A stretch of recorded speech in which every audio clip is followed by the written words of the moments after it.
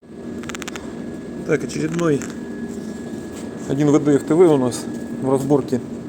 Это Lexus. Обратился с проблемой стука при работе двигателя. Ну, собственно, вкратце здесь все как обычно. По левой стороне цилиндры изношены, задиры присутствуют, износ в месте остановки компрессионных колец. Причем проблема ярко выражена только на цилиндре. Сейчас здесь померяем, какая разница. Ну, по ощущению, десятки две. Как и 8-й цилиндр. Все то же самое. На 4-м есть уже... Ну, опять проблема с топливной. Там с форсунками разберемся. Здесь уже есть место, где частично приплавление произошло. Канавки разбиты под компрессионные кольца, поэтому эта поршневая не пойдет под сборку. По коленвалу обойдемся полировкой шеек, я думаю. Ну, все это после проверки уже на стенде будет понятно. Так, по головкам. Направляющие в хорошем состоянии, как ни странно. Седла клапанов все прирежем. Сами клапаны рекомендуем замену, потому что имеется износ самих ножек клапана.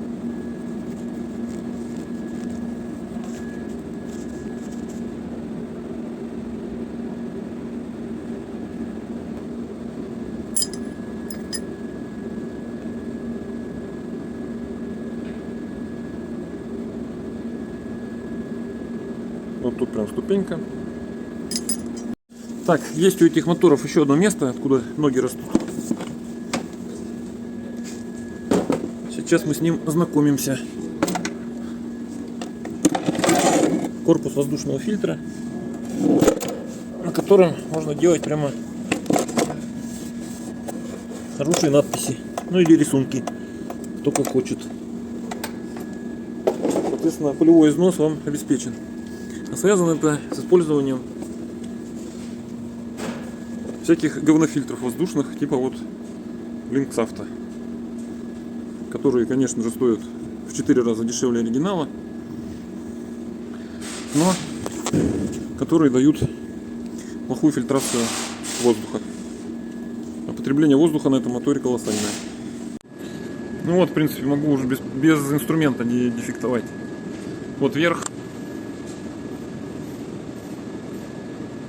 7-8 соток. И вот уходим на изношенную зону 17. 2 десятки, как я и говорил. Вот это у нас и стучало. И 8-й точно так же. Здесь даже побольше, 18.